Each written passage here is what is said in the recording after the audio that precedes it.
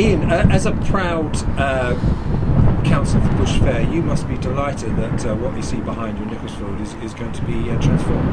Yeah, absolutely. I'm not sure if you remember, but I certainly remember the first time that you interviewed me was soon after I got elected with this building behind us. I don't think we had fencing at the time. We had to make it secure.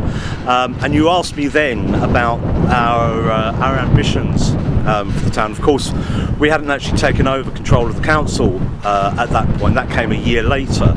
And since Harlow Labour took control of the council, we've made a real effort to identify opportunities to improve the things that matter to local people, and we've done that whilst maintaining control of the budgets, keeping the council's books in the black, and making a difference. These kinds of projects, we have to wait for them, and that's frustrating.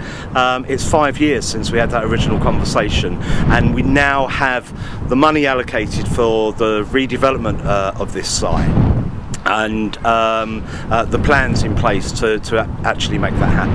Okay, so let's put some meat on these bones. £750,000. Yep. What are people getting for the £3 million? Okay, it's a lot of money.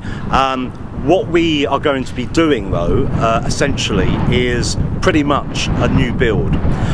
So we're going to be keeping the foundations and the general framework of this building, but to all intents and purposes, we're levelling it. We're putting in a new space for community use, which hasn't been there before in the same way. We're putting in new changing rooms and showers for the people that are using our playing fields to FA standards. That's where a lot of the money is actually going. It's actually about the quality that's going to go into this building and the accessibility of this building for the wider community in Harlow. Also, we've got the drainage of the football pitch itself, which is built into the cost of the project. It still feels like, I'm not sure if you're convincing me or our viewers, that it's still £750,000 for changing this community space. What's that going to have? Right, so 50% of the overall size of this building is going to be there for community use. So it was just seen as a changing rooms with a small space that the community users could let.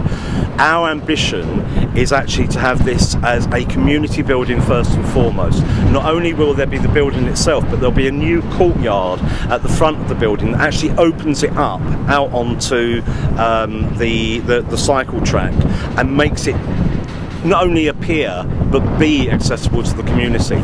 The work that I will have and that my fellow ward councillor Mark Ingle will have is actually ensuring that the community do use the space. One of the problems that we have with these kind of ambitions is that the community tells us that they want these kinds of facilities.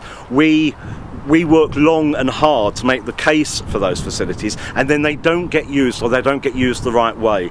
So what Mark and I will be doing will be talking to the community as the project develops and making sure that they're ready to use it and that they do use it. When you say community, do you mean what type of groups would you like to see using this? It's cradle to the grave stuff as far as I'm concerned. I mean, we're lucky that we've got a similar project that admittedly we didn't have our hand in, although we were supportive of, in terms of the scout hut that's not too far from us. The other side of the scout hut, you've got Manor Hatch Close, where you have people at the opposite end of the age spectrum. I want to see people in those age groups, from the cradle to the grave, using this. We've got the play area immediately opposite the pavilion. I want to see people coming over of a lunchtime with their children and perhaps having a coffee in the courtyard here at the pavilion. Those are the kinds of aspirations that I've got for the site. Mark, when you see the plans of the Nicholls Field development here, you must validate reasons you wanted to become a councillor. Well, absolutely. It's as it stands at the moment, it's an eyesore. It's been an eyesore for some considerable time. It represents a health hazard.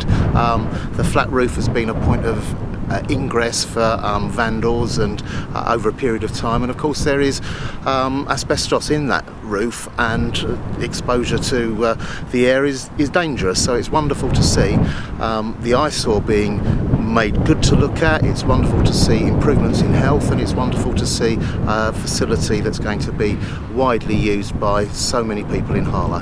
Because it would be good to see the link up. You know, you've got the scout huts behind us about 200 metres, and there's a plan to the rugby club, another 200 metres or so, just in development right now. So it's good to see all these linking up for a healthy, happy Harlow, isn't it? Yes. Well, when I was talking to Ian Beckett about this, he was telling me that this is one of the last pieces in a jigsaw for improving community sports and sports facilities across the town. So it is great to see the Labour Council working to put quality of life first. Residents, they will say that they often come here at the weekend, see broken glass, etc. So there needs to be, I guess, a multi-partnership approach to making sure this is a safe place to come to as well. Yes, indeed there is, and we have a martial arts group that have offered to become our principal residents, as it were, principal tenants.